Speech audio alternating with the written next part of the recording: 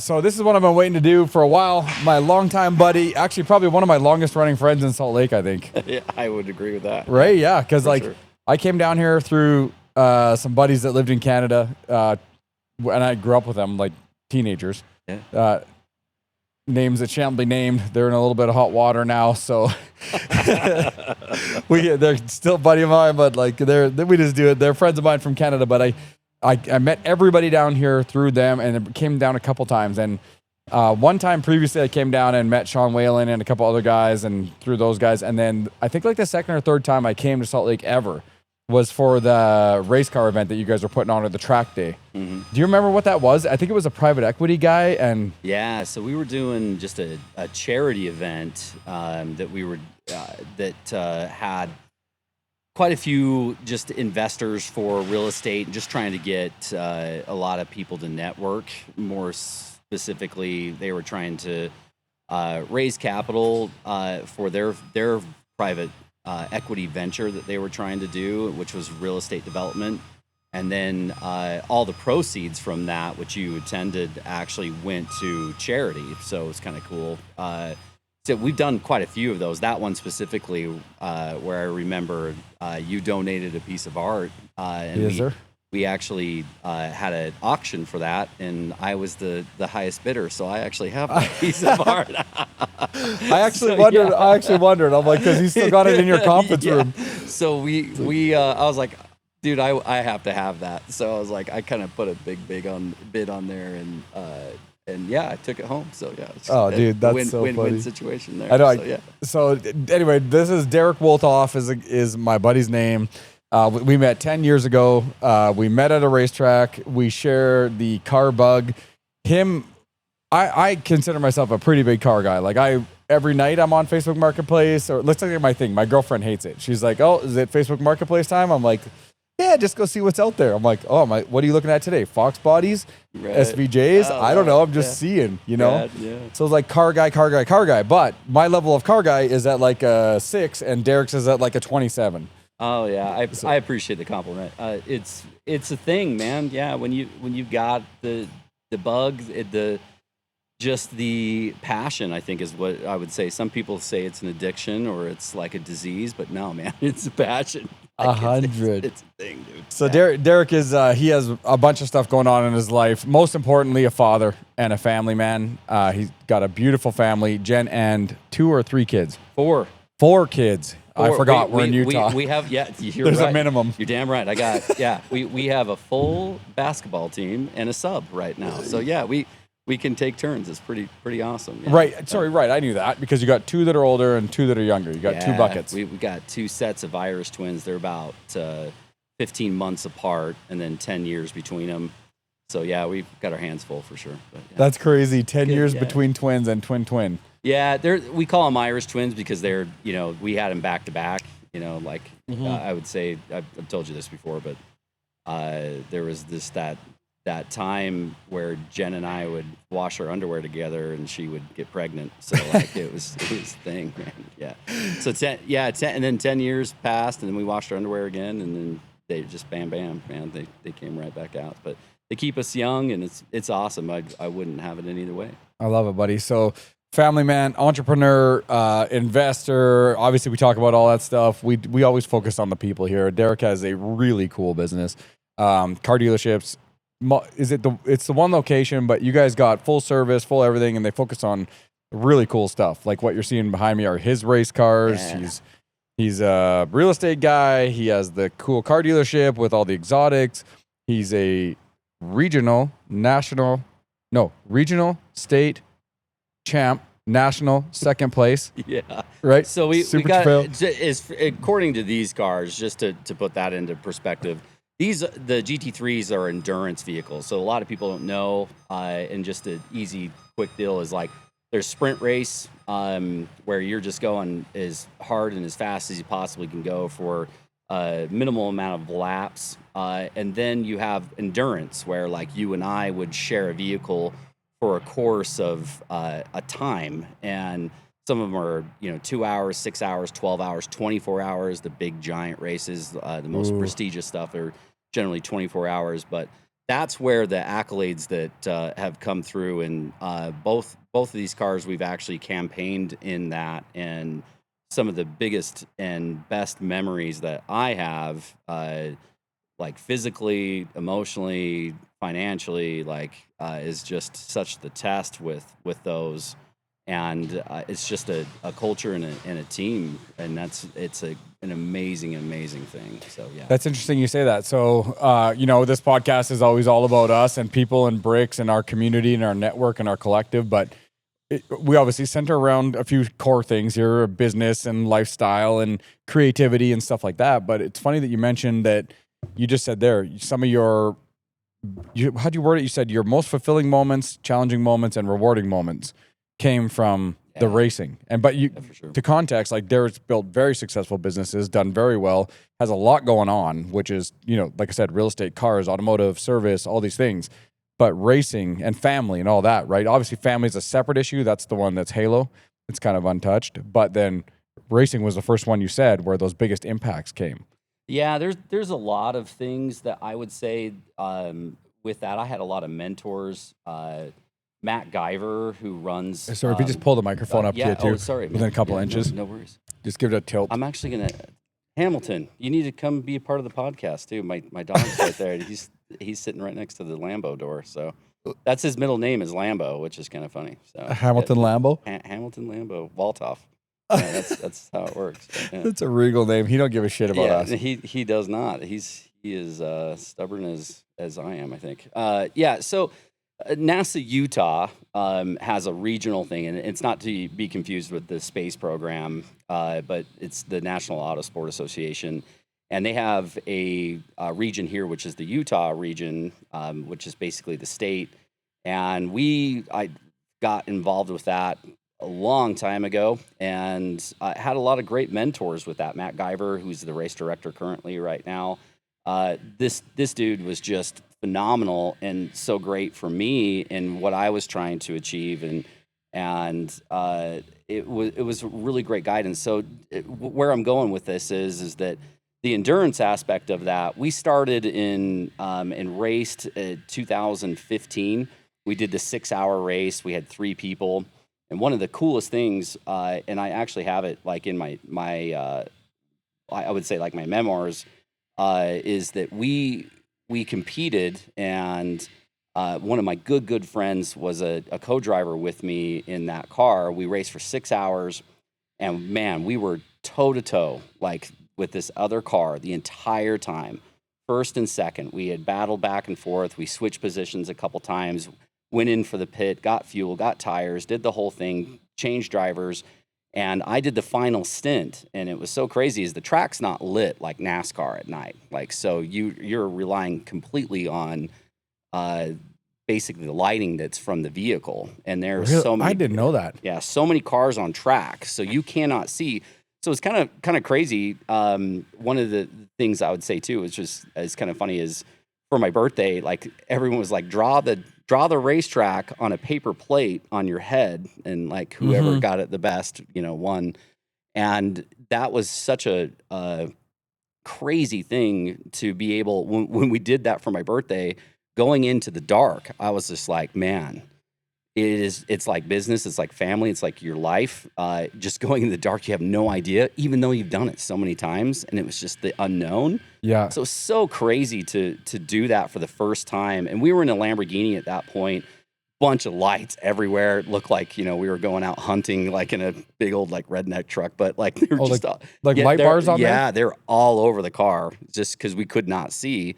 And so finally you get some confidence, and you just know where you're at in your path. Like, you've been here before, you can do this, you can accomplish it. And so we did this, and going further all the way down, we actually ended up taking second place.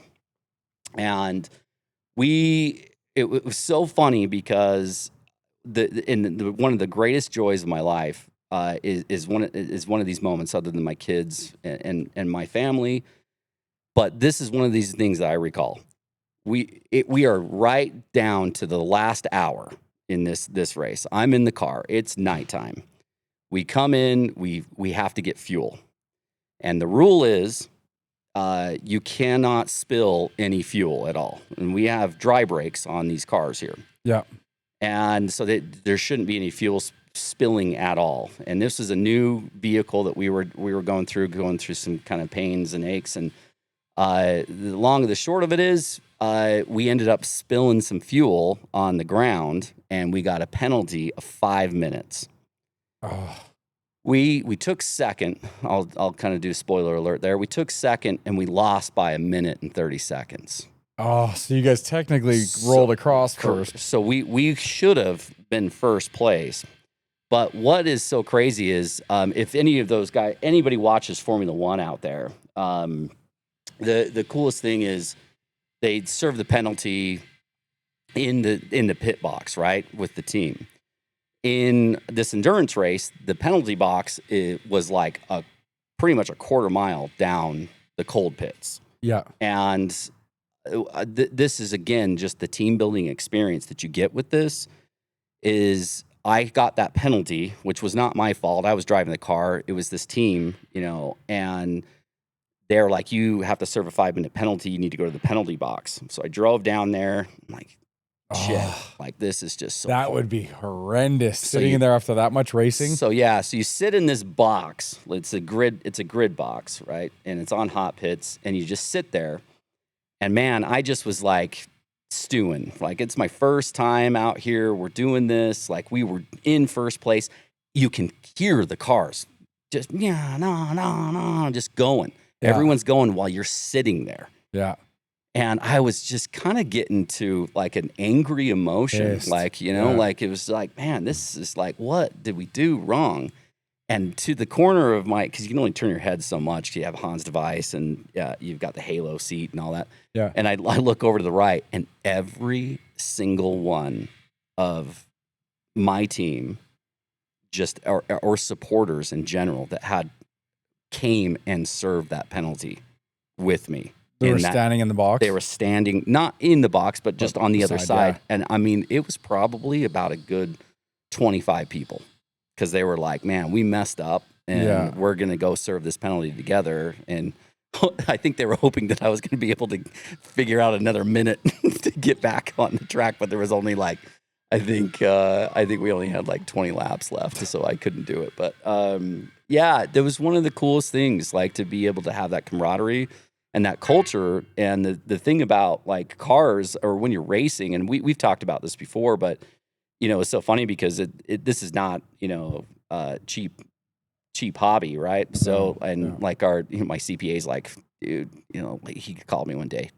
He's like, what's the matter? Like, are you okay? And I'm like, what are you talking about? And he's like, I'm just going through like your thing, and you get to catalog, your expenses. And he's like, you got a lot of money in therapy, man. Like, I'm just checking in on you. And I'm like, are you okay? And I'm like, oh no, man, that's like the tire budget and gas for the race cars, because these are so therapeutic. And where I'm going with that is, and we've talked about this at great length too, but just want to kind of share with everybody, is these are just so, when you're in the car, you cannot think about anything else. Yeah. It is just flow state. 100%. Love that word choice. And that is exactly what this is. It is exactly a flow state of, and also a mindset. You cannot think about anything else other than what you're doing. It's like entry, apex, exit, brake zone. And those are all those things that you just constantly have to do. And then it's another curve, right? Like it's a straight, or it's whatever it is. And it's just constantly just building up at that point. And it is the most therapeutic thing that I've ever experienced in my life, to be able to be strapped into a car. And the man and machine thing is just is a real thing when you're at that level, man. It's I've had very few track days, maybe less than 10 total in my life, just for fun. Like, you go to rental places in Vegas, or with you that day, the laps or whatever. But I have other things I do in life, where like snowmobiling is one of them. We do like pretty serious snowmobiling, like backpack country, like 4 or 5 ranges in, 4 guys, all guide level trained with beacons, packs, in reaches for helicopter rescue. And we're dropping chutes, and you're navigating your way through. Sometimes we get stuck 4 miles back with 3 ranges, and it gets dark. and you have to use your compasses and all that, sitting you're side hilling up this gnarly, like 40-degree slope with a 80-foot cliff on one side, and you only got one shot to make it, and you're with those 4 guys to try to hop out of there and get out. It's adventuring. It's not like going on a trail. It's like really serious. People die, avalanche terrain. You got to be aware of everything that's going on. And it's like that whole day when I would go do that, while you're out doing those activities that are a little more intense, I don't think about work. I don't think about my problems. I don't think about nothing. And I kind of had that same experience driving. Even driving on normal streets, I can get it. But like on the racetrack is one of my favorite things I've ever done. It's just, like you said, so expensive. And unless you're committed to doing it or live by something, to even start with, like what you said, a Miata. I just never lived by a track. I never lived by anything. But I'm really excited to live here now because I know guys like us, we share something in common, which is that busy mind. Yeah. And it can be a really great asset or our worst enemy. Yeah, and that's Right. What you just said there is just an appropriate segue is to be able to channel those things, and that's what's so great. Like, I honestly, like, I love anything with a motor, and I haven't done snowmobiling because, like, I know I will just embrace it. Dude. Like it's like, oh, We're gonna go. Yeah, no, dude, I don't know that. I'm like, it's the same thing with you. I'm going to put you in a car, and you're like, oh, I wish I wouldn't have done that with you. Oh no! Like, I was thinking while you're talking, I'm like, one of my main goals here, I'd say I got to get a good year in with this place running. Yeah. And once it's good and I'm stabilized in Salt Lake, my commitment is to get in a car like one of these, something you would recommend, but like something close to this level. Even if I just buy an old used one myself that someone had that they ran that's got the tits run off it, Right. and I'm trailering it out there whenever I can on open days. I don't know how the track works here, but just I'm gonna figure it out. I'm gonna get out there and I'm gonna start driving. That's what I was just gonna say too. Is the most like humbling, like, and I love that you're about that, because I almost now at my age, like, I didn't do this, and you sit there and you say something about, like, I'm gonna listen to your counsel and advice, which is so great and such a compliment. And I wish I would have done that. I went out when we started going to the track, and like, for an analogy or an example, I went and bought Tiger Woods golf clubs, right? But for the racetrack. And so I bought this car instead of starting in a Miata or a Cayman or a Spec Z or something of that magnitude. I went and bought the best of the equipment that I possibly could get, Right. thinking that I am going to be like every other man, I would assume. And I've seen, I'm not going to, I shouldn't have said assume. I've seen, I got factual data with that, like, that they think they're God's gift to driving. Bro, I already, I'm like, oh, I already got it in my head, but I'm old enough to be humbled that I know Derek is going to be so impressed when he sees me get out there. And it's just going to be like, dude, Derek will go put a lap in that's 4 minutes faster than mine. Dude, it's a thing. So you got to put the seat time in, just like anything. And that's why I love it, because it's just so... like everything else you do, like, if you have a musical instrument, you have, a significant other, you're putting time into the relationship. It takes seat time is what I call it. Yeah. And again, going back to like the golf club thing, it was like, man, I bought Tiger Woods golf clubs, and this was a Audi R8 LMS Ultra.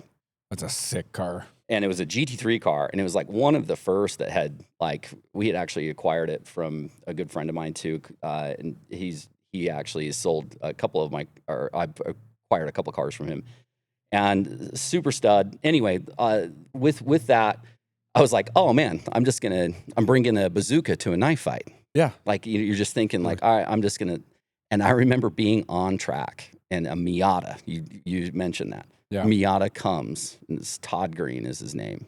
Oh, this is a real, I thought you were being like a little jokey. No, dude, this is a real thing. And like comes up, and like we're coming out of the exit to go on the front straight, and this Miata is just paddling my ass, like just paddling my ass. And I'm like, all right. So I come into the pits. I'm like, something's wrong with this car. Like, there's something wrong. Like, there's no way a Miata should be able to like do this thing. And that's where like somebody a lot smarter than me, Matt and Todd, and this little just culture that's out there, family basically came and were like, hey, can we humble you just really quick? And And man, I really didn't want to hear it. And they're just like, yeah, you're slow and you suck and you're not good. And you just, if you want to do this, here's the right way to do it. And it's Yeah. going to take some time and Yeah. effort. You cannot buy your way out of this. You Yeah. cannot, like, there's no cheat codes. Like, there's the lie detector test, which is data,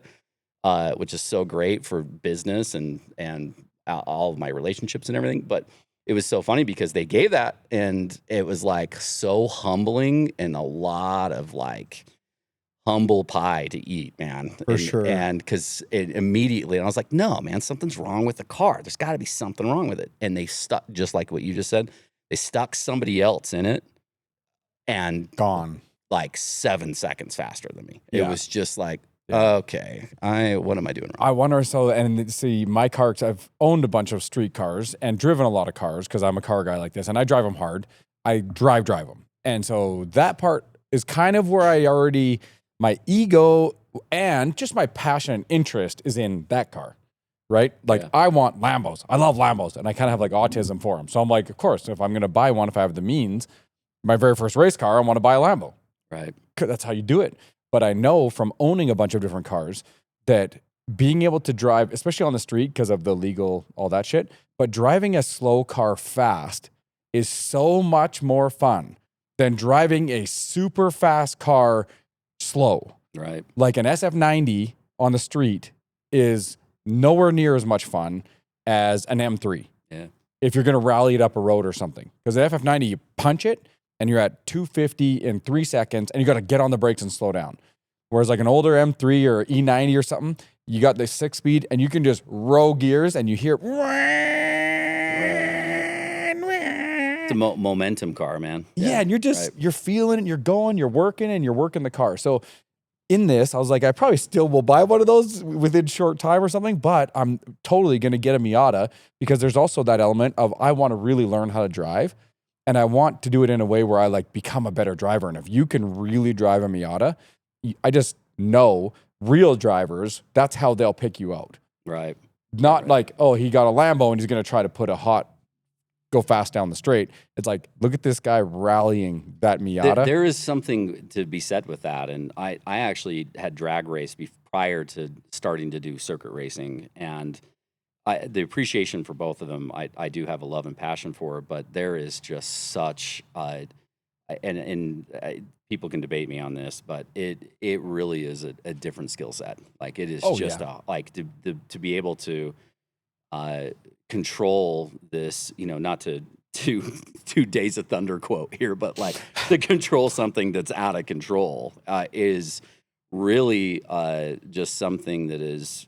Especially at this level, like a Miata is something you can definitely go off track and dip to or spin or whatever. There's limits to every car, and that's what's so great. And being able to take something like that, there's a limitation with a Miata, there's a limitation with an RS3, there's a limitation with Spec Z, Formula cars. There's a limitation to every car, but there's just these ones are a bigger scope of that, and a lot of things are just coming at you so fast that it's almost uncomprehendable. Like you look at Formula One and you watch these guys and their just ability to see things happening is just like a superpower, man. Yeah. Like it really is. And it takes a certain personality and you find out real quick. That's what's really great. And, going back to the endurance stuff. So that was our first race. And then the second, I think it was 2 years later. We had actually, I think Jason Harward. We had actually. I love Harvard. Nice guy. Jason's a super cool dude, and we had partnered with him, and we used his car. He had a Super Trofeo, and the first time we used our Lamborghini in that first race that I was. Is this a Trofeo? No, this is a GT3. Oh, okay. So these are different. So GT3. This is the one behind us here is a GT3. These are both GT3 cars. Yeah. Okay, Trofeo is one step down. Yeah, it's kind of like a challenge series. So like if you see like Ferrari Challenge or Super Trofeo or like Spec Miata or anything like MX5 Cup, Right. Porsche Cup, like stuff like that. That's where those cars fit into. What's the one where they're racing the Corvettes with the Lamborghinis, with the Ferraris, with the Aston? Like they're all on the track together. So you're talking probably like IMSA, and that's like a balance over performance is what they call that. So like they have to add weight to like some of the Bentleys, or they'll add more power. And instead of it being a spec series, so like a spec series is like all the same car, Yeah. and it's basically driver and setup to be competitive. Right. What you're talking about is really cool, where they have multiple manufacturers that all have to have what is a BOP, which is called balance over performance, which I just mentioned earlier. And that can consist of, restricting power, be it like an air restrictor, or adding weight to the car, or anything that way. And it makes it so fun and competitive to have multiple manufacturers, because and then there's all of these different tracks, and some of them shine really well at this certain Right. track, and some of them don't. So it really kind of does the field of competition, man. It's a really, really cool thing. And then where I'm going with that is that it actually goes even further to like where you have the 24 Hours of Le Mans. Yeah. And those are prototype cars, which are like the best of the best from the manufacturers, that are stuff that we haven't even heard of, while having GT cars all together. And the prototype cars are doing, lap times, close to 3 minutes on 7 miles. Oh, that's the like Audi, like for everyone watching, they don't look like these. They look Yeah. like big fenders with a cockpit in the middle. Correct. They're basically like Formula One cars with bodywork, is what they are. Yeah, they're LMP cars. LMs. And yeah, man, that's what's so crazy. One of my bucket list things to drive one of these amongst all those other guys, and these are fast as fuck, man. Like these are just so fast.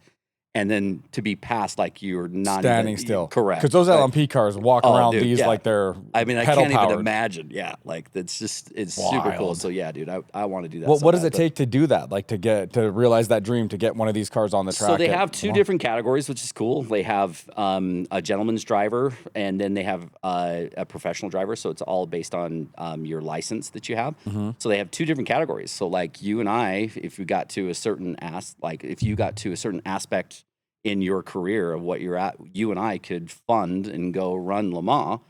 And then the professional drivers, and they're in two different categories, so we wouldn't even be put in there. And we're basically semi-professional race car drivers. So you'd be the pro and I'm the gentleman? Is that how that you would could work? do that, but I'm not a professional driver. Like that means you have to get paid. I self-fund all this stuff. So I mean, I guess when I self-fund, I guess I'm professional because I'm paying myself to drive. Yeah. But dude, in consideration, it's more that like, yeah, I definitely am. But we could go do it. 100%. We got to arrange, do good enough to do all the things to get the thing, but we could do it. It's a long road, but Yeah. you can do it. And That's pretty cool. That's a goal for me for sure. And one of the things that I would love to do is just get everyone together and go to the tracks just in North America, like Laguna Seca and Circuit of the Americas, Texas was Road cool. America, Yeah. like even there's support races right now that you can even do with Porsche Cup for like the Formula One Grand Prix in Miami. So you can go get a cup car and do all that. Oh, hey, welcome to the show. Hi, Ham. Everybody, this is Hamilton. Yes, hi. Derek is, again, with his car love, Lewis Hamilton. This guy was named after. Yeah. Hi, big boy. He's getting a little old. He's got a hitch in his step, but He's come to join us, which is nice. I wish I brought Porsche today. I'll bring him next time. Yes, please. The Ham and Porsche, what a great mix. But he's well, you he's can been a tell great we're guy. car guys. Yeah. No, I couldn't. What gave that away? Yeah. No. Sarcasm, right? Yeah. So what I was going to say on that second deal, which is super cool, and I'll send you some things with Jason, Kevin, who you met, who was here yesterday, when we gave you that fridge. My best friend, awesome, he had just started with us, and I was talking about the fuel leaking out of this car, right? Like we had a little issue with that, and for some reason we had a big issue with it on this next go around, and the car caught on fire in the pits. And I got a picture, I'll send it to you, of Kevin not in a fire suit, like just changing the ice out of so we have a cool suit. Yeah. And he's just putting like more ice in this box. and the fire erupts. And it was totally safe at the time. Like, they didn't require fire suits unless you were fueling. And he was just changing the box, and a fire erupts on Jason's car. And I can't remember who was in it. I think Jason was in it. And so we had that happen. Anyway, long story short, man, Brendan, Jason, and myself, we took first, dude. We won that whole damn thing. I actually remember watching that because you guys were, someone was streaming it or something. It was going. Jason. Yeah. It's a great video. Yeah. It's so awesome, man. Like, really. Probably long. I don't know. I got a bad gauge of time, but 3-4 years ago or something like that. Oh, it was a lot longer than that. I think it was 2018 when we won that thing, and then we competed in this again in the Narwhal car, and we took fourth in the competition. Just is so crazy out there. We had a couple of issues, and it's just amazing how tiny little things just add into like minutes and laps and everything. So it's just like life. Racing is such a, there's so many metaphors for life, and I don't know if it's just because we're car-tarded, but the whole time you're talking, I'm like, everything you say lines up to something in business or your personal life. Like, if you're trying to smooth as fast, slow as smooth. Right. Look through the corner. Don't stare at the wall. Right. Where you're going. Don't look at the sides. Like, dude, you were meant for this. Yeah, you know all the stuff, man. That's good. Yeah, right. Like, let's get you in a car like ASAP. Like, let's do it. Like, I really love it, and I've like driven cars and I watch videos and like watch to learn without having a fucking car in a track. I'm like, imagine it. Well, come over and get in the sim, and then we'll just put it to practice here real quick. So it'll be good, man. Let's do it. Done. Absolutely. I appreciate that. Yeah. But yeah, like life, the metaphors that go with life with all the racing stuff and like I mean, and I wish it could be more easily communicated, but until you are around or sit in one of these things, even never mind drive one, people just don't get it. It's fucking insane. Yeah. Like the what you're saying. Imagine turning on like 2 monster trucks beside your head. Is what it sounds like, and you got to put blinders on like this for normal people. I'm trying to describe like what it would be like, and then strap your head to a chair, and then sit on a rocket, and then steer it, and do that for hours on end. And people don't like it. It's the same thing with when people say like motocross and car racing and all this are like the top for cardio for sports. Like soccer, supercross, and car racing, the F1 guys, they're the most cardiovascular, exuberant, or what I'm retarded today. It's the highest cardio output out of any sport. Those like 3 are always juggling. And they're like riding a motorbike, and I'm like, have you ridden a dirt bike on a track at that level? Or have you sat in a car where you're like, it's just a crazy, crazy thing. And so to be able to get into this and do what you guys do, and the level of focus it takes, and to get over the fears and to get good at it, and the amount of time it takes, like all those parallels, if you're going to teach your kids anything, you know what I mean? There's so many different like lessons that you can learn from it, and it just happens to, and you can do that and have a reference with it. But this one really has a very linear and then also kind of black and white structure of just like here's what to do right and here's what to do wrong, and they're hard lessons sometimes. It's just it's a thing, and you know there's a lot of alphas out there, and males and females, and just everyone, the competition, everyone wants to win, and there's so many variables. It's like I was told by one of my mentors too, that out there that was just like, you know, you're setting up the car, and there's only one thing that has to go wrong to just ruin. Right. It could be tire pressure, it could be a wing angle, it could be. I mean, I ran out of fuel during a race. Like, we didn't calculate how much fuel because, you know, the temperature rose after lunchtime, right? And you know, the 10 degrees difference from that, we were consuming more fuel because it was evaporating more, and just things like that. You just learn so hard with test and trial, and it's so much more failure than success. Everyone loves winning in the success. But there's so much failure with it that isn't really said, and it's not for the faint of heart, man. Like, it really isn't. Yeah, what do you think is more important, failure or success? Oh, failure, dude. Failure is, you know, first attempt and learning, man. Like, it's fail. That's what the acronym is. And you just asked why. Like, I think you have to. I used to have this image of like, I don't want to be a failure. I don't want to have like, that's not a good thing. Like if you wrecked, you hit the wall. And it's so funny you just said that, because where I turned, in my business career, or in just in relationships in general, and I love where you're going with this, because I was in my Lamborghini and there was a drift event going on and a car show, probably one of the biggest events that had gone out. Like I've been going there since it was Miller Motorsports Park, and it was UMC, and now it's Burt Brothers, and now it's under new ownership. But these things, like when I was out there, was one of the biggest events that we had, and I hit the wall. Dude, I hit the wall in my Lamborghini. Not even racing? Just kind of, you were doing a demo? No, it was a practice. So there's 2 practice sessions, qualifying, and then the race. That's generally what happens. Mm-hmm. And I can't remember if I was in, I think it was a practice session when I had hit the wall. And dude, it fucked my car up. Like it was so bad. Like, and they got the tow truck and they had to put me in the car, which was so crazy. So I was in the tow truck in the car. And I'm like in the car, and everybody was just like, oh my hell, like look at that thing, like this Lambo just totally in pieces. Was it one of these or a street Lambo? It was Super Trofeo, yeah. So it wasn't this car, but it was a Super Trofeo that I had at the time.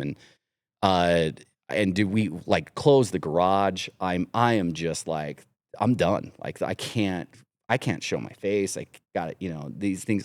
This is internal, right? Mm-hmm. Like just the demons you fight with yourself. Yeah. And man, it really was such an eye-opening thing. It was like, no.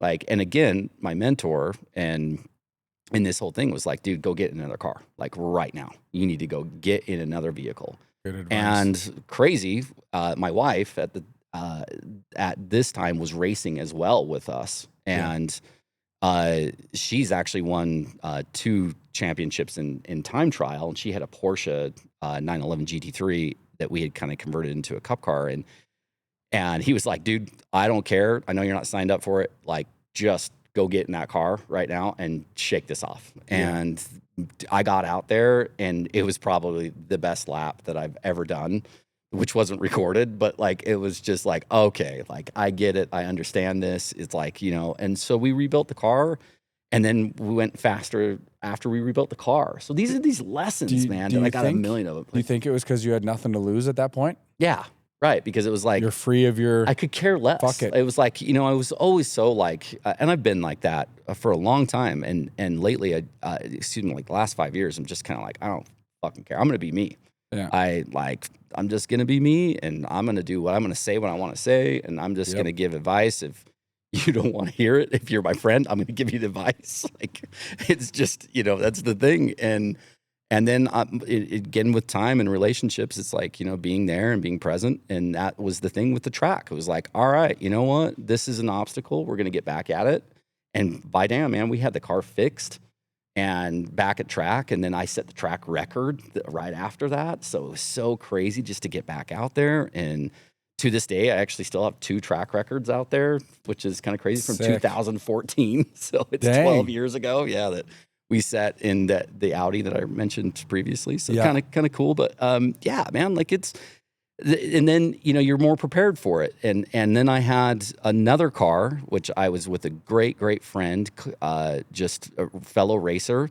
And this is what's so cool about this sport too, is not like football where there's just this age demographic and there's this only time where you can shine.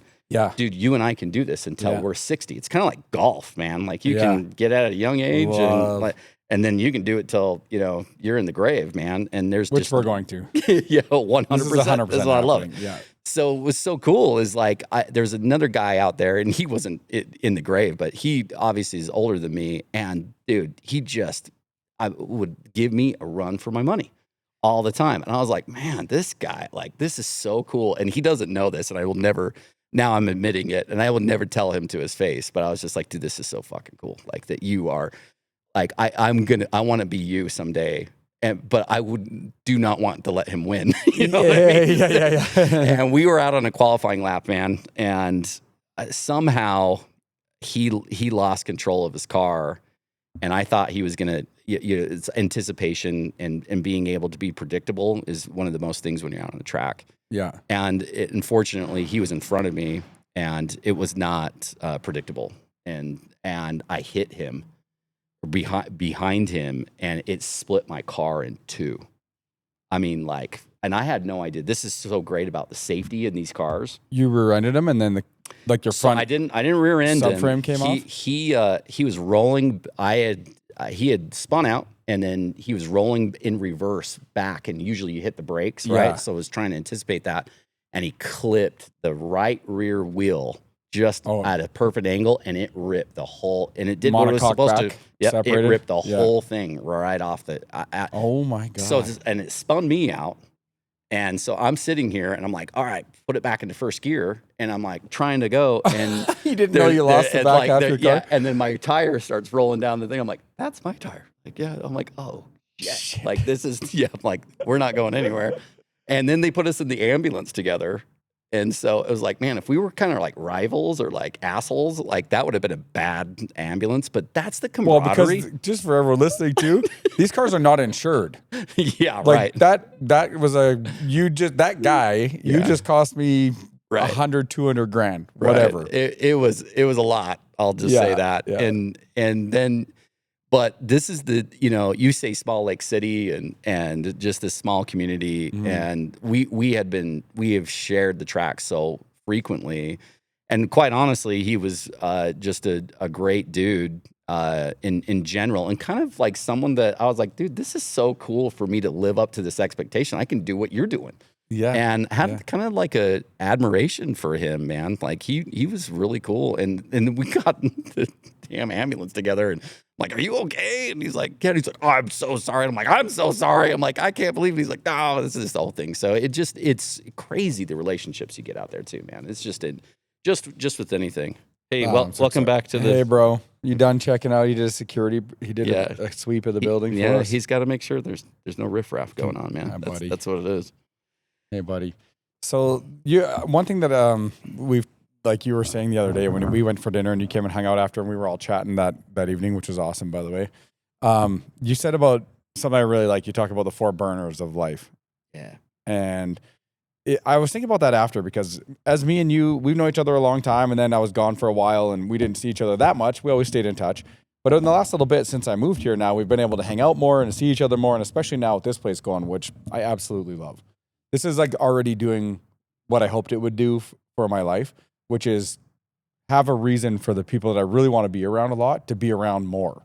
Yeah. And so I'm getting to reconnect with you and Josh and Dev and all these guys a lot more. And when we have these conversations and I'm around you more now and I see more and I learn more about you, the friendship starts to deepen. You learn stuff about people, and you had the 4 burners thing. And maybe you could just touch on that for a sec, but I have like a question in that too of like, I'll let you describe your 4 burners thing because it's so good. And then I have a question. And everyone can do their own thing. That's what's so great about this. And so one of the coolest things that I was taught, like we all learn things, and I tried to put my own spin on them so that I understand them better. Yeah. And then just be able to teach and educate and do that same thing. So that's such a compliment that you even can give me the grace of being able to say about the burners. And so basically what it was there, you have a stove, right? And it's just basically a crosshatch.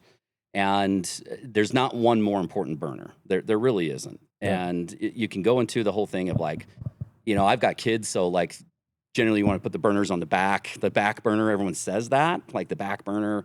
And it's, so that people don't, and I actually put burners on so that my kids can touch the stove. Because then you learn, you don't touch the stove again, right? Like that's kind of the thing. So everyone can do their own interpretation with that. My thing is it's neutral. There's no more important burner than the one. However, generally, if you have all 4 burners on, you're going to waste more gas. You're going to be done, and you can do that. Some people have that ability to put 4 burners. Yeah, and the burner. What are the burners? Just so just right, and that's exactly where I was going with this. Is that so? Burner can be your personal, is your mental health. Going to the gym, your diet, you being, for lack of a better word, selfish. Like this is all about you. You can't love other people without loving yourself first. So that is 100%. Square, 1 burner that is on there, right? That has to be fed more constant than not. The other one would be your business, whatever it is, your job. If you own your own business, if you're working for somebody, if you're doing something, even if you have some purpose, if it's going to school, that's your business. Yep. That's what that is, right? So even if you don't have a job, there's a portion that you're dedicating to yourself at the point. The other thing is family. That can be your aunts, uncles, brothers, sisters, your marriage, right? Like you can even equivalate to that. Mine actually has a separate burner for my significant other. Yep. So those are the 4 that I have. So you got family, business, self, and significant other. Correct. And some people can put one for religion, right? Like that's another thing you can add. That's what's so great about this example is that you can put whatever you want to. The thing that I've learned with it, though, with this, and you really can never think of anything else after you hear this burner analogy or example, is that generally most people think, and when you're younger, you probably could do 4 burners and 3 burners, like going on at one time. And people that are multitaskers can do that, and it's different mindset. Me personally is just 2. Yeah.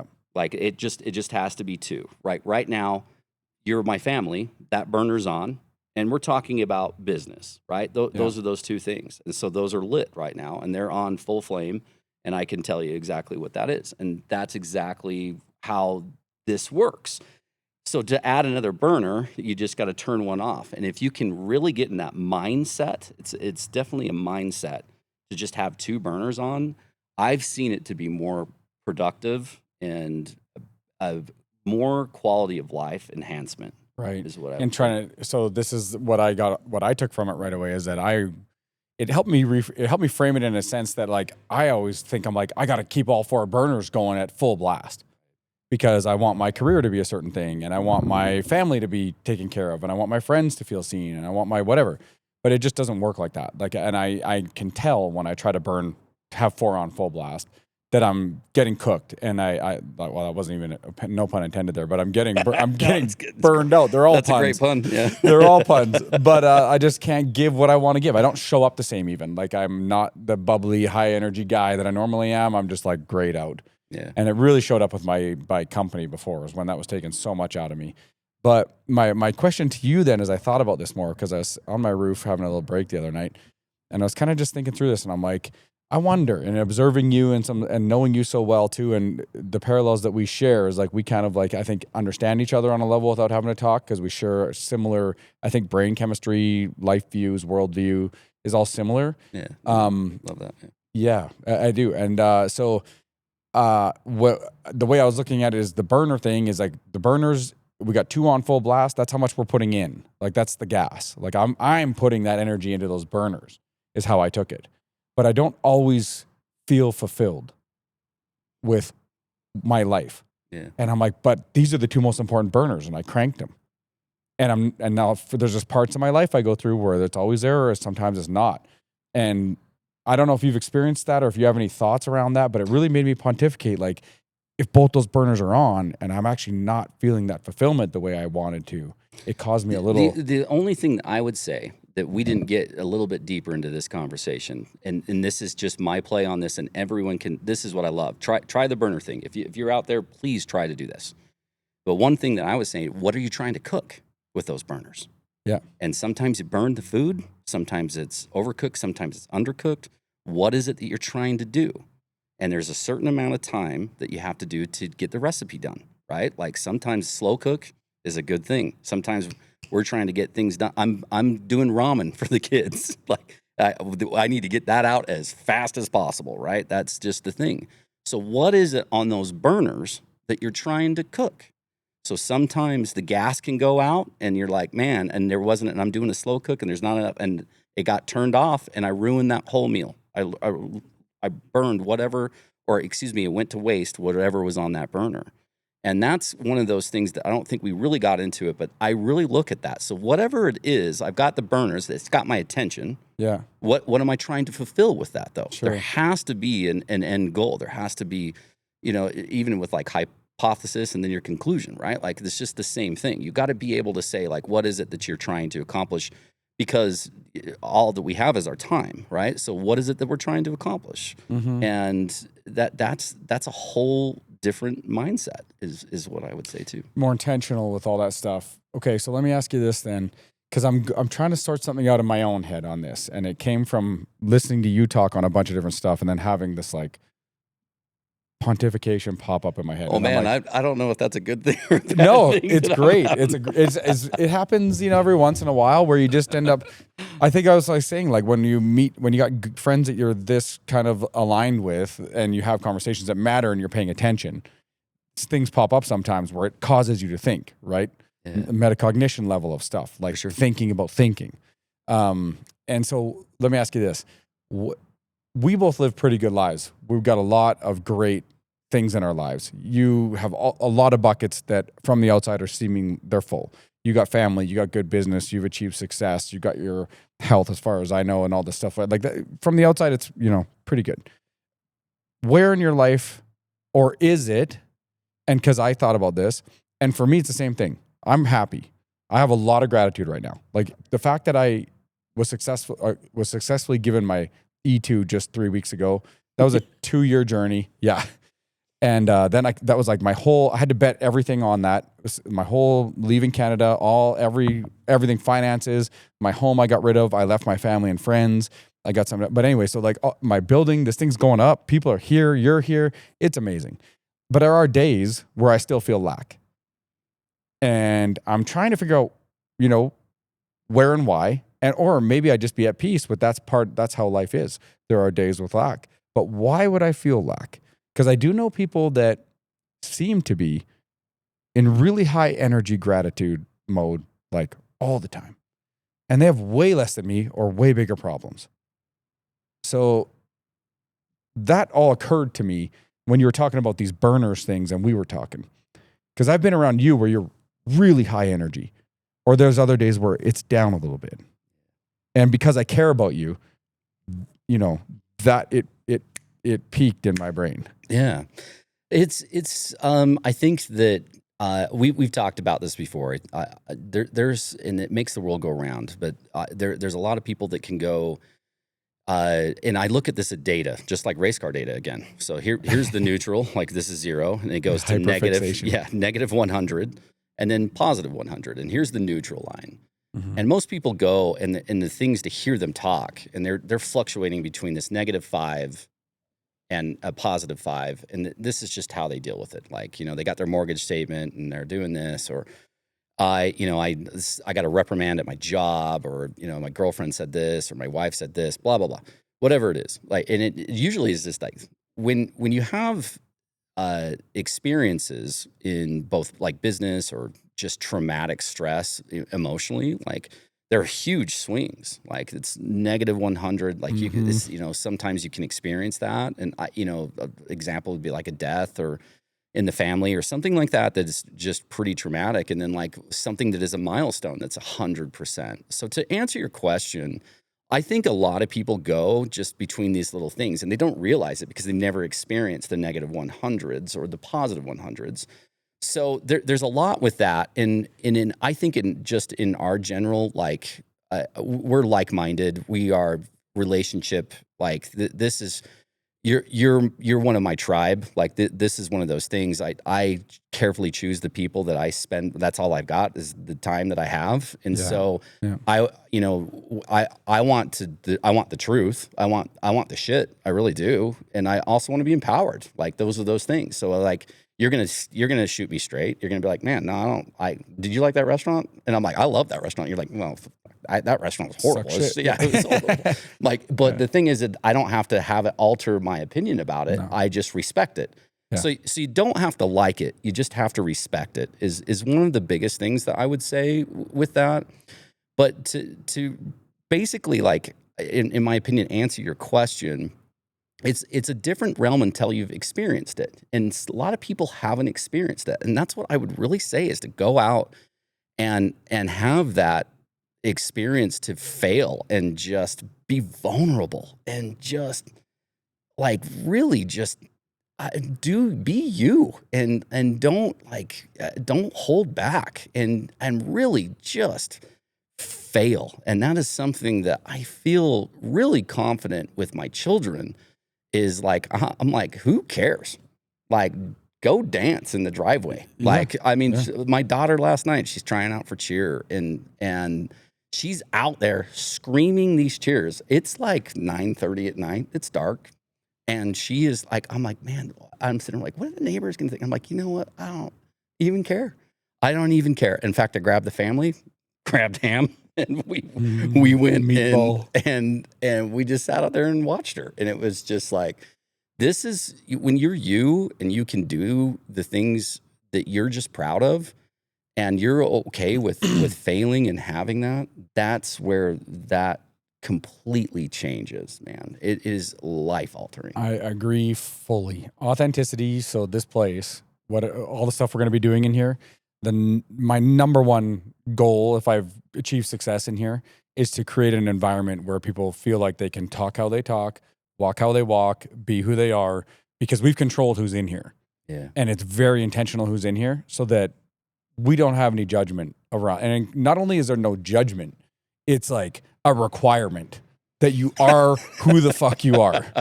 If you swear a little, we don't care. If it's authentic, we don't want you swearing to swear. Right. If you don't swear and you're a Mormon, great. You're cool shit if you don't swear and you say gish golly and gee willikers. It's not about what it is or who. It's like, I don't give a shit what you do.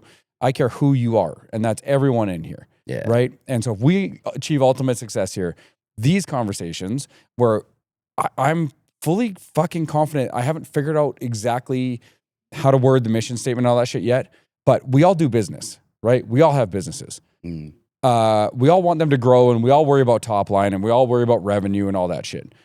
I'm convinced that if I stop focusing on that and I focus on enjoying my life and who I surround myself with, knowing that we are all in business mind all the time, like I think if you take the average people, and you're like, you're not being intentional about thinking about how this model works or how to make money or how to do this, you're not going to be successful.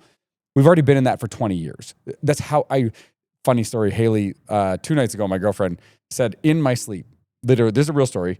She was like, dude, you need to chill. In my sleep, I was talking full sentences and I'm like, this model's going to work. This is going to work because it has great margins. I'm like, dude, my brain, okay, so that's good. Fuck all that. Let's have fun. Yeah. Let's be authentic as shit. Let's include the stuff we really love in our life. Our people, our passions, the creativity. And I really want to change the paradigm of how people look at successful business. Because I think the whole thing that's going on here is I tell everybody, stop talking about your product and your service. They'll find it. Yeah. They'll find it. Let's all get together. The infrastructure and the building is here, so we have a place to get together. The media here is so that it can be produced. Economies of scale bring the cost of doing it down, and we can do it consistently. But then the whole function is we be ourselves and do this. And by nature, we're going to talk a lot about business. We're going to have a lot of meetings here, a lot of clients, a lot of events that promote, a lot of this. But it's more in that environment that this is because we fucking want to do it. Why do you have supercars, art, a plastic surgeon, a restaurant guy, a car guy? Why are they all in there? Because of who they are. And if we have that environment, not only are you encouraged to fail fast, like you're also not judged, you're celebrated for it. And so that's where I want to live. And if I can inspire people to fail fast and then they're like, this is a good thing around here. Like this is what, it's like the Miata, right? I want the other race car guys when I start driving to be like, that guy is learning how to rail a Miata. That's respect. With the additive that's so cool with what you're doing and you know, you keep saying like concept. It's really not a concept anymore. It's like coming to reality. The coolest thing is for me is and this is just my opinion, is that you try to just master. You want to be a master of your craft and skills. You want to have the skills. And I like to be well-rounded, but there are things that I am exceptionally good at. And there are things that I am horrible at, right? And when you collectively bring people together in this, I think that well-rounded portion of that is just the most holistic, balanced in life as a man, business, financially, just to kind of echo what you were saying, I was so about the almighty dollar. It was so transactional. I had to be transactional. And there's things where you got to do that. Like, and when you're a young guy, though, correct, it's fine. Like, you get, your ego, pay me, man. Like, you got this. What am I getting out of this? And when that mindset switched to like, you know what, like, I'm just gonna those skills that I just referenced. Like, if you've got those, put those out for the greater good. And somehow the money just, I wasn't like so focused on it. And it was like, holy shit, like we made more money than we generally do. Like, this is so crazy. Like, and it was more in acts of service, man, is what it was. And it 100% was just like that, hey, just get that done. I know he can't afford it. Just get it done. Yeah. And it's almost like karma or intuition, the Holy Spirit, whatever, thing that you believe in. And it really is like, there's a mantra about that, man. Like, there really is. Oh, dude, it's one of the things we talked about this. It's on our mission statement thing right here, is like when we're picking people for the founding 14 here, which is, there's the business and there's all the media branding outside, inside, all the shit. But the founding 14 is our collective. Like, the title in the way we call this company is a brand house and a lifestyle collective. To me, the lifestyle collective part is the most important. The brand house is the methodology behind all the media, right? But this is made up by those people, right? The founding 14. We'll be together for years. We're going to be doing all our stuff together. We have business together, events together. We'll take trips around the world. I do want to do, like, we're going to do a lot. We wear sunglasses together. We wear sunglasses. But that founding 14, that's one of our core tenets of it, is like, when I'm picking people, and Josh and I and Dev have talked about this at length, is we've had a few of my good friends, or not, like, just not trying to out anybody, and it's nothing wrong with it. It's very normal. But I got a few texts over the course of the last few months where it's like, hey, bro, so excited for what you're doing, and it looks so cool. Tell me, when I pay, how much? What do I get? What can I expect in return? How many views do I expect to get? How many? And I'm just like, I was just like, it's not for you. And it's not that we're not going to deliver. Like, we have real clients that you have to give customer service to, and there's got to be a result. But it missed the lifestyle collective part. It didn't hit on that. Right. It was strictly going to, what can I get out of the brand house? Yeah. And for this, what I told people is, everyone that's in here so far was just someone like you that is here, and they just come around. We're photographing their car, or they're a homie of mine, and they come and we're just sharing what we're doing while Josh and I endeavor building. And then they're like, oh, sick. So then explain the strategy of all the media, and then I have businesses, and then there's like, but the emotional part first was there, and they're like, dude, this is fucking sick. Like, how do I be part of this? Right. Like, everyone here, right? And there was no sale. And so that part is like, when I tell people, the reason why that's the right person is because that's a service mindset. They don't say, what do I get? They say, how do I be part, and how do I help?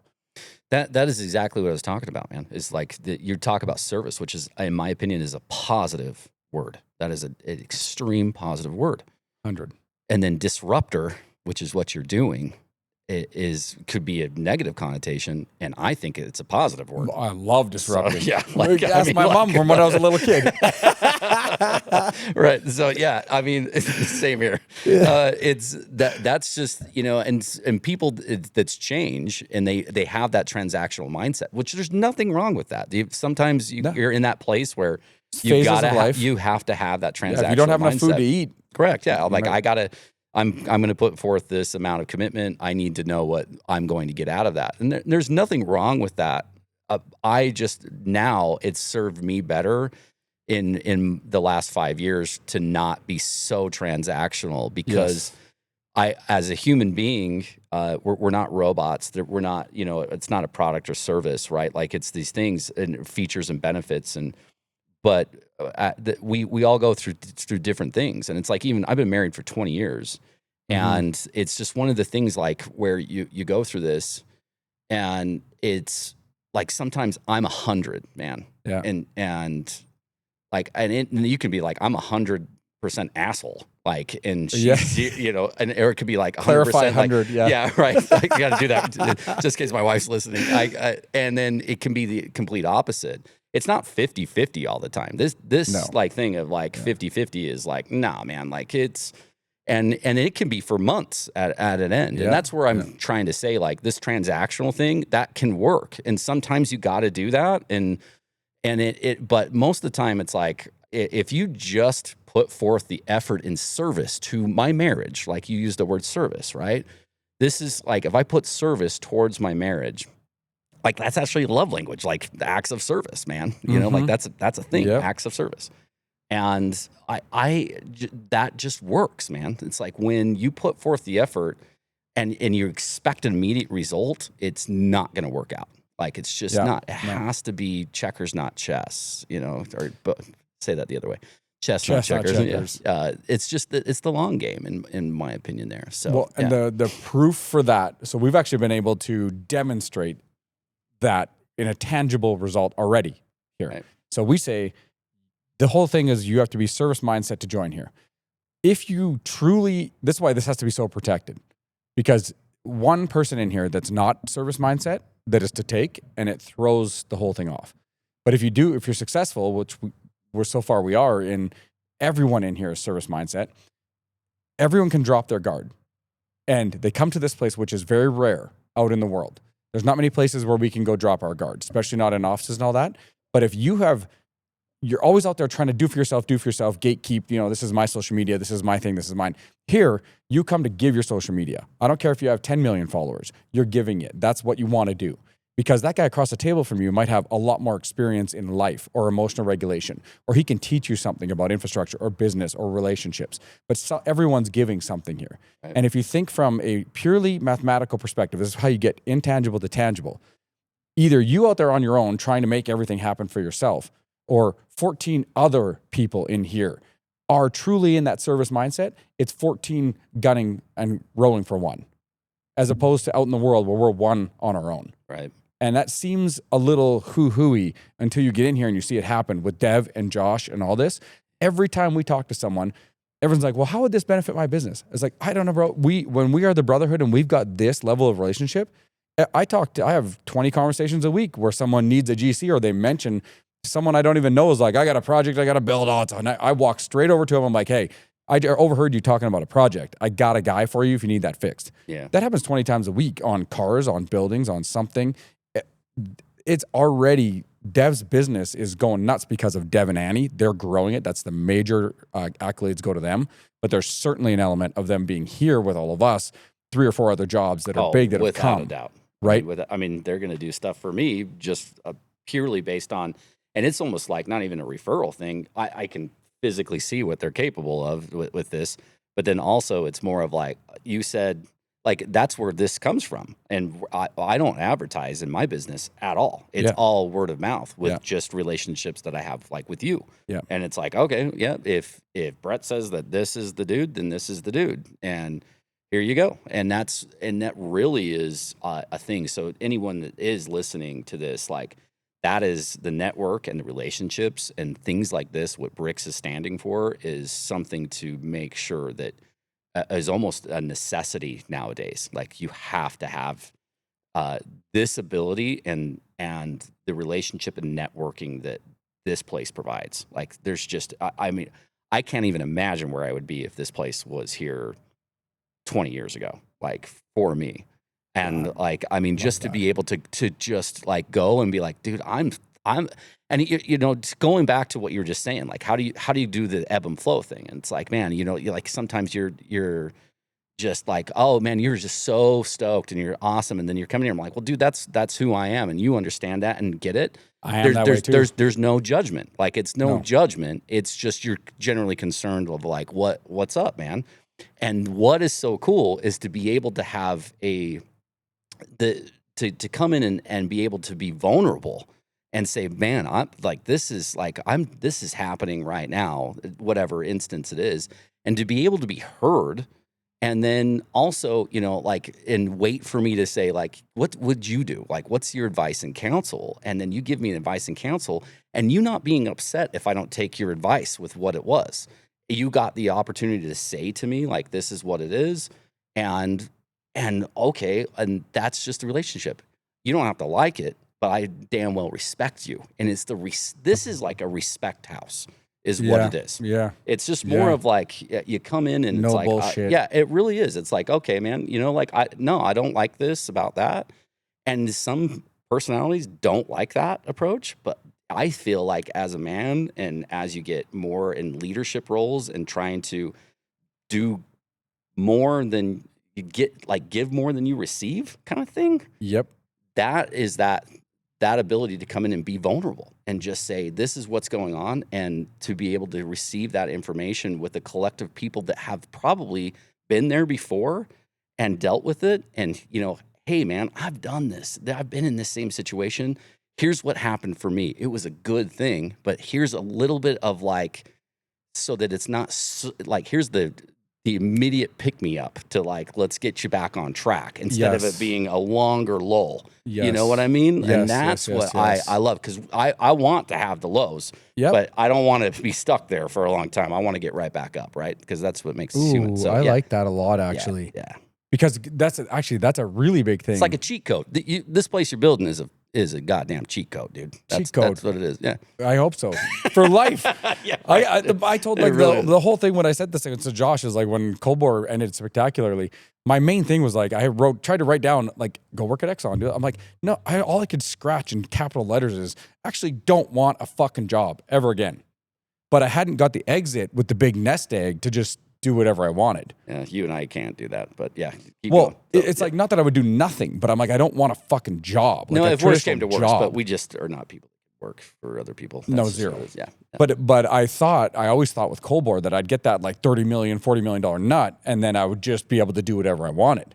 But that was the learning, which has been the blessing. But the fallacy is that I gave up 13 years of my life working so fucking hard at something I didn't really love to try to buy the thing that I wanted in the future. But it inevitably just gets extended and extended as your whole life goes by. The thing though, Brett, like I don't think you gave it up, man. That was your education. And that's 100. what that like it's This not wouldn't exist without that. Correct. Because this is That's what I'm saying. my full all-out send Yeah. of I just took and wrote down all the things I fucking love. My friends, supercars, art, a fucking big warehouse, and content that's all the shit I like doing.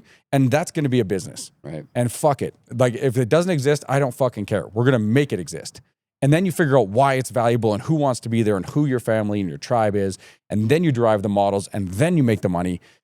And one of the I totally love the concept of this, and as I'm sitting here talking about this, and like little fires just start to like kind of get created with me, and I haven't seen you do this quite yet, but what is so great about like sports, if like we put that in there, like there's veterans and rookies, right? Like and generally the best teams that go to the Super Bowl, win the Stanley Cup, the World Series, whatever you're into, generally have, even racing, Formula One, have a veteran and a rookie. And so with the veterans that you're bringing in here and some of the actual younger people that I can see that you have that have their own businesses, to be able to have this mentorship, like, dude, I don't know what I would do without a mentor.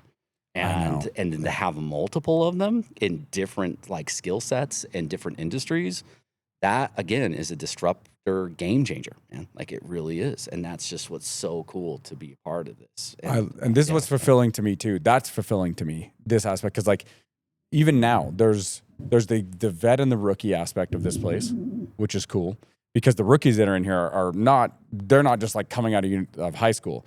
They got a business. These guys are dogs, but they don't have a lot of experience under their belt. And so getting to be around the guys who've got 20 years on them, it's just like, we're not here to be smarter than you. It's just like, when you want it, ask us. If you're thinking there's some walls, or if we see walls coming, because we hit them 3 times, we're going to tell you that these walls are going to be up in front of you and here's how you go around them. But the other way is too, we get energy. Like I get so fulfilled from being around guys. Like Dev inspires me and Josh, these guys like are 10, 15, 20 years younger than me. They have way more ambition and discipline than I did at that age. And it's inspiring me at my age to get my shit together even more because now this place has to work. And not because of me, because of how much this is meaning to everyone else. It's like, I need this to keep going so that those guys are around the vets and the vets are around those guys so they get the energy from here. And if I'm the one if my mission in life is that I have all the responsibility to make sure that this thing gets the energy, gets going, bring it in, just get it up and running. Because I already see that once I pour all my energy in to get this thing hopping, I fade back. And the bricks is the people. And it's already, I'm cutting you off, dude, because it's already working, man. Like it is. And it's so cool to see this because like I was here like in September, and this was like a gravel pit, and there's broken windows, and I'm just like, damn, dude, like this, you got a like a long road ahead of you, and you made it real short, to be honest, but really cool. But what I was going to say is that pool of what you have, you've already got that, man. Yeah. The collective of these dudes crazy. that are like, oh yeah, they're keeping us young. They're The doing this. Usos walking in as we speak. The model, the talent, that's exactly what it is. But yeah, man, like when you have that, it's the soup, dude, what you're creating on one of those burners. And this is just a big giant pot of all of these things that in that stew is going to be like just the best damn thing that you've ever tasted. And because of the stuff that is seasoned, when I say, and no pun there, the seasoned and starting to sound a little dirty. Yeah, there you go. There's the new stuff that's going in. Yeah. Like it just makes it really good, man. So yeah, I'm actually so this is why I love. Well, this is why I love being around my homies all the time, and I want more of it all the time because this is work. This is gonna be. Shamelessly, there's an element to this is going to be promotion. This gets out there, but it's promotion from people who we really are. And if you fuck with us, great. Come fuck with us. Buy some cars. Come to Bricks. Do some shit. We're not selling you anything. This is not for that, but it ends up being that. But this is how I get to do that. This is the magic for me. I was so sick of fucking selling cold bore to people. I go from door to door to door to door on a plane every week, re-explaining why it's so smart, why it's this, why it's that. It's going to save you money. I don't want to fucking do that anymore. I just want to do this. And this conversation is used for that, which to me, fuck yes, because I never have to sell again. And this conversation actually is like, it adds layers and layers and layers because now I got more time with you. Now your race cars are in here. This makes me happy. We spent this time together. I learn more, but also I'm now in a week and a half when we do our kickoff for our internal members that are in here, which by the way, if I'm putting you on that, you'd let me know. You come, I wanted you here. But I just want to like respect the fact that whatever we're doing, we got to figure that out. And it's anything. I don't care. You're here. You don't have to do anything else. But if you want to come to that internal member meeting, I want you there. Yeah. And so, but in that meeting, I even now am learning from this conversation. I'm like, yeah, this is where I got to have that conversation go. Right. I just say, yeah, Bricks, yeah. The clipping and the cutting and the tons of media and all the views. I know people are going to ask questions about that. And my mind, through just wanting to deliver a tangible result or through an insecurity, tends to lean on that too much. Like, oh, there's a strategy of all the views and all the shit, and it's going to increase revenue. And it is. And that will be a tangible thing that people will see a lot of value in because they're paying money to be here. So they got to get a return. But that's not the point. And I got to figure out how to balance that in my brain because my brain defaults when it's feeling insecure or something. Like if people don't see the vision yet, that I go to that rather than stay here, which is, kind of a weird thing for business, but not really. It's where it should be. Right. No, I love it, man. And again, just with what you're doing here is a disruptor and a game changer. I keep saying that. We're doing language. Dude, I, it's already such a huge part. Man, I appreciate that. But dude, this is, in talking about that as well, and just a great thing. I love to drive the car, right? Like 4 people can't drive the car, right? In most cases in bands, there can only be the lead singer, dude. Yeah. And one of the coolest things is to celebrate when other people are the lead singer. Yes. So like, agreed. I get to be the lead singer in certain things that I do. And dude, I'm going to be honest. Like I love doing that. Like that's just something that is so awesome. But man, like at the same point for me to appreciate how the band works, and I got to go play the drums. I got to play the bass. I got to play the guitar. Like I got to be able to do these things. I got to run, whatever it is, the DJ booth for a second while, whatever it is that I got to do. And that's one of those life lessons too, that was just like, it is Sully who you met. Like he was like, dude, I am so cool with being number 2. Like, yeah. I don't want to be number 1. Like I don't want to be the head coach. Like I am a great, enthusiastic person for the coach, and I will do he knew his role and responsibility, and it was just like, I'm like, no, man, everyone wants to be the head coach. everyone I wants used to be, think that exact everyone thing. wants to be lead Yep. vocals, you Yep. know? And I'm like, I used to almost like look down on it a bit too. I'm like, people that want to be number 2, like, Yeah. what a lack of oh, ambition. you and me both. And I that's thought I where was better than that. right. Yeah. And that was a lesson and a failure, a huge failure that was like, no, everyone wants to do this. And really that's not the case, man. And then also, like, if there is that like-minded thing, I mean, I love to drive the car, right? Like, that's just one thing that's super cool. But where I get more satisfaction is if we put you in one of these and you were successful in that, that gives me me setting a track record, right? Dev, Josh, this That's is my opportunity Yeah. to have a part in putting 15, 50, 100 people in cars. Right. All my energy, all my experience, like I know what I can build with cold bore and how much effort that took and how unlikely and how literally and I only say this to qualify because it doesn't matter, but literally from 2 people in a airport hangar with 10 grand to the CEO of BP investing 15 million, the biggest oil and gas, like all the CEOs, Exxon, Chevron, all my homies in global operations running. I'm the guy. I phone there. I live beside the CEO of Conoco. That's it. That scale over 10 years. I have that ability and energy and all that. It is so unfulfilling to do that with the end being to get status, appraise, a money, a house, a car, or someone to say something about me. Yeah. And so, but that showed me, again, to your point, that was the education, the gift, all that. I wouldn't have the self-confidence or the skill set or the tools that I know to do all that without that happening. But now it's like, reapply that to put that much energy and effort that you know you have, motherfucker, into 50 people, or especially 13 core. It will expand. They'll expand. That thing should just never stop growing. That I'll die 80 years old and be like, that was a good life. I know if I stayed on the cold bore thing and got more houses and more cars, I was fucking miserable. Yeah. And it's not that I didn't like the people or the company and all that. No shade on that. It just was very purposeful. Like I lacked purpose and direction. And I think that just to kind of echo what you're saying and the words of, wisdom from someone that is just extremely more smart and educated than I ever am, which is my mother. Shout out moms. Yeah, shout out to moms. To the moms out there was, the greatest thing that I can probably say, is she would always, there's a couple quotes. One is that what would you do if what would you attempt if you knew you couldn't fail? Yeah.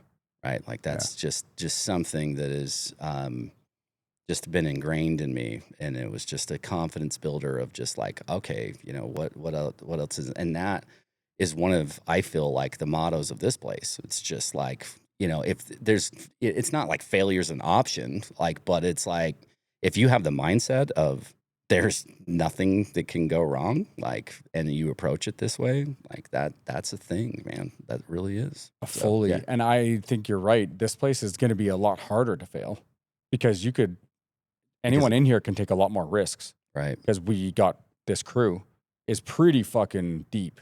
Yeah. So if you fuck something up, we can help you fix it in a heartbeat. And that's the thing of like brotherhood and then sisterhood and like all of that together is just really, it's just you got each other's backs in this situation, and it's a thing, man. When you can just tell, and that's what I was talking to Josh about, and I sure hope I didn't offend him.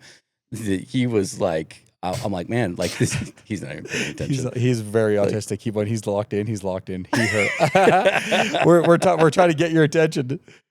Hey, it was just so funny. It like when I was talking to him, and I'm like, this is just, I try to call a thing, right? That's just one of my like basic things of like that I know that I'm good at. Yeah. And it's kind of like almost kind of egotistical, but it's like, no, it's not. Like, it's like you're fucking badass. That's what I want to encourage around here too. Say what the fuck you're good at, because you're a gangster at a lot of shit.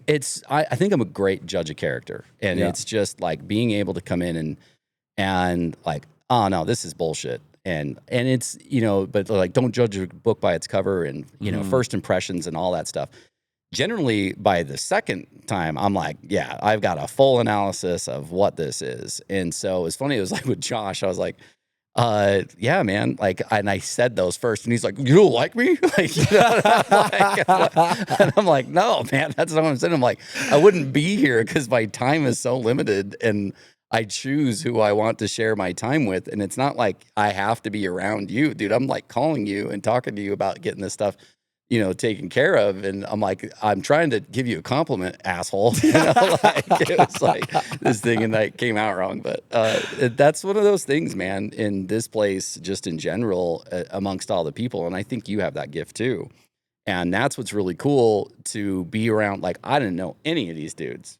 I Yeah. knew you, like, coming in here, and it's just more like, all right, he's vetted these guys out, like, and it's cool. And it just makes it easier for me to be like, okay, this is feeling safe. We have to say that now. Like, I can feel safe, or I feel comfortable more. Yeah. More specific. I have a problem with that word too, because we don't create a safe space. We fucking suffer. Suffer is a good thing for men. Yeah, word, dude. Fuck all that. Yeah, sorry. We create a enjoyable suffering location environment. Yeah. An environment where suffering is the good kind, because we suffer together.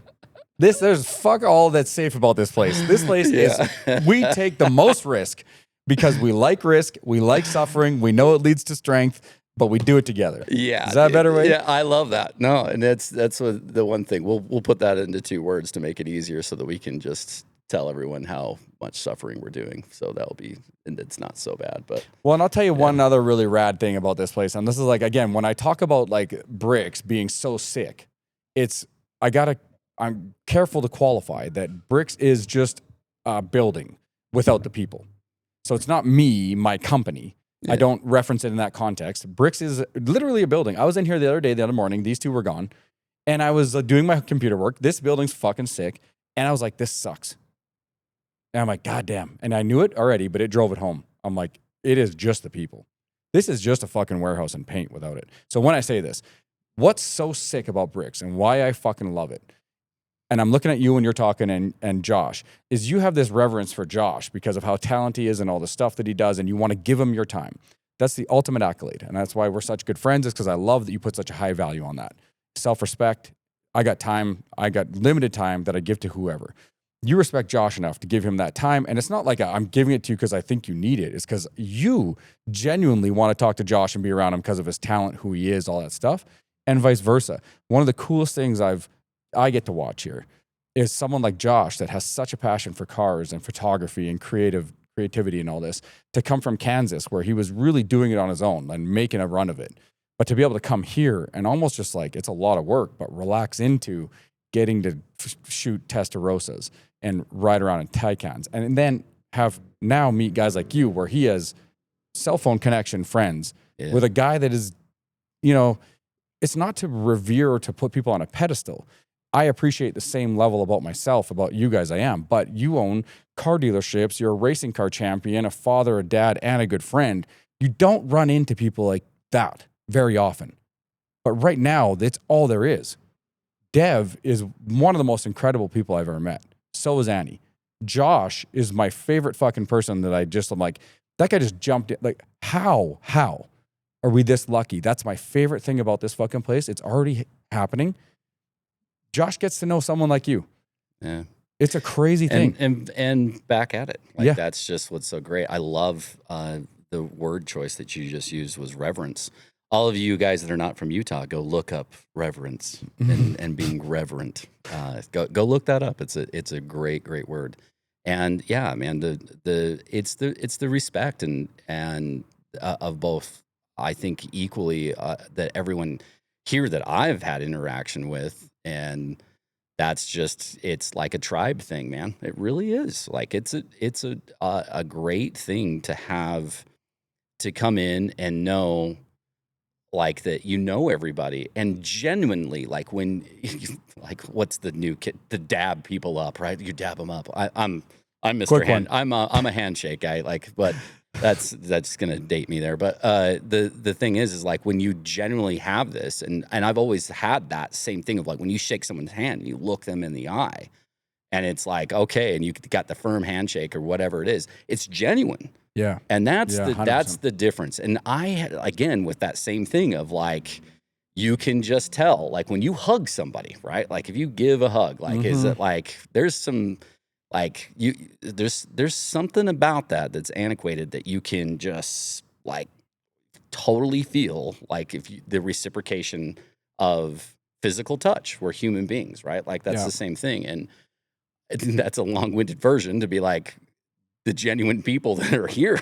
Like that's like really a thing that I really love about this new venture. Like I really do. So it's like genuine and not like in business where things have to be just almost kind of I wanted to say artificial is what it is, and like you're just doing things. Oh, their joke was funny, like the thing. Transactional. Yeah, it's Everything's like on the it's balance like sheet. really no, that wasn't that funny, man. Like it's like, but you're in business, you got to do the things. But that's what's so great is like I love giving each other shit, man, because the one I think I said this the other day too was like one of my good friends, and I ultimately 100% without a doubt like respect this guy to the fullest. And he said something the other day, and just like it stuck to you, and I'll give you this little wisdom back. He was like,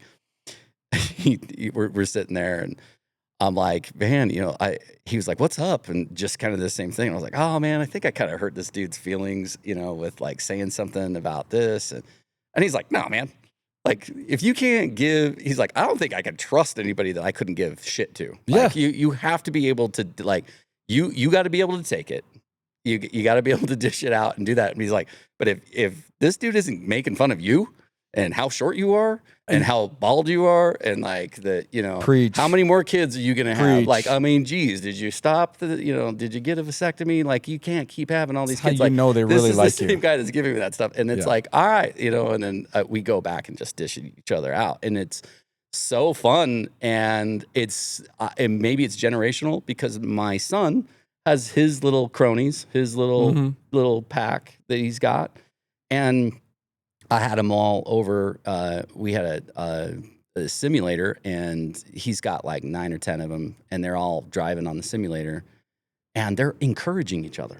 They're just like, "Oh man, you almost had it." And I'm like, "What is going on with this generation?" This is a whole other conversation. Another podcast. We're roasting each other, like, competitive. I'm it's like, oh, you really, pedal on the right. Yeah, you really fucked that one up, didn't you? Like, it's still thinking these guys are like just empowering each other, and it's so crazy to see the different demographic. But maybe I'm wrong in that, so don't take my word for it. But I have definitely you're gonna get a rash of shit from me if I really like you. So Fully. Right, Ham? Fully. That's how we do you it. Big turd right over here. Just so productive. He's the most productive thing. He's in my the fave. In the Got planet, shit on my shirt today.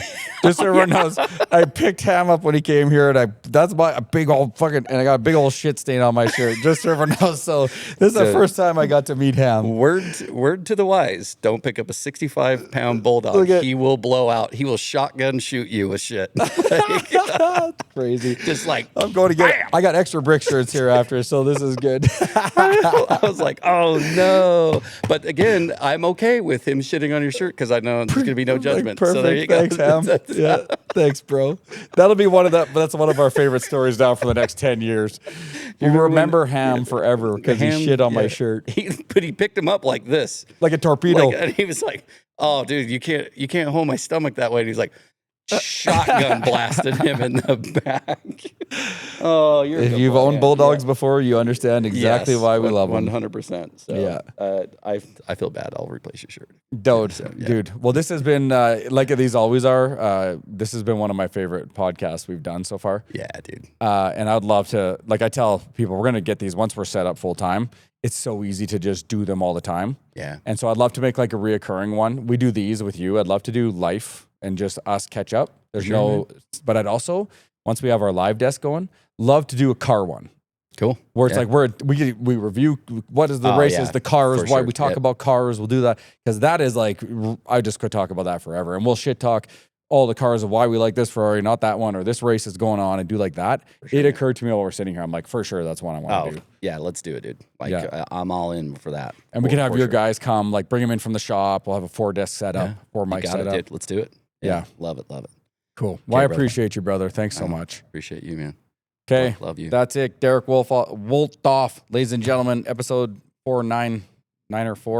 17 niner. There's a Signing out. niner in there. I know that, right? You're going to see a lot more I good love that shit like Josh doesn't this. even know. He's like, yeah, I don't know. Josh's like, we're fucking done. He can't hear us back there, by the way, really. So he just sits there Oh, quietly and he like, gets to see it all in Just editing. nod. And he's like, these that's fuckers were just- talking about me he's- that whole he did time. 2 thumbs up. That's good. Yeah. Like, Yeah, let's go. Thanks, guys. Catch you on the Peace next out. one. all right, brother. And we get to